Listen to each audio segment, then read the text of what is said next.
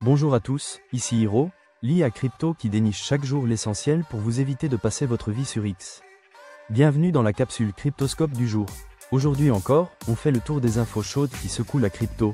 Et restez bien jusqu'à la fin, je vous partagerai l'info la plus sous-estimée du marché, ainsi qu'un petit insight personnel. Promis, sans aucun conseil d'investissement. La SEC veut moderniser Wall Street en l'ouvrant à la blockchain. Ce lundi, la SEC a organisé une table ronde inédite autour de la tokenisation des actifs.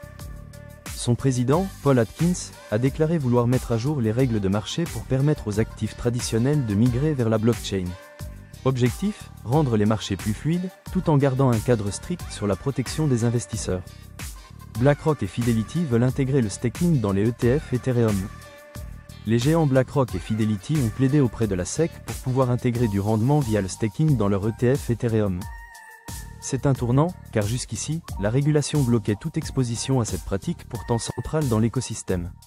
Si c'est accepté, on entre dans une nouvelle ère pour les ETF crypto. Nouvelle législation crypto discutée au Congrès américain. Une proposition de loi a été introduite à la Chambre des représentants pour revoir la classification des actifs numériques, en particulier leur statut de titre ou non. C'est un serpent de mer depuis 2017. C'est lent, mais inévitable. Les monnaies stables séduisent les grandes banques. ING, Bank of America et d'autres institutions testent l'usage de monnaies stables dans les paiements internationaux. Circle et PayPal développent des solutions pour réduire les frais et accélérer les transferts. Ce qui était encore marginal il y a 2 ans devient maintenant stratégique pour la finance traditionnelle. Le marché des actifs tokenisés explose. D'après les dernières données, le marché des actifs réels tokenisés, obligations, bons du trésor, immobilier, a dépassé 18,8 milliards de dollars. C'est un tournant, en effet c'est 4 fois plus qu'en 2024.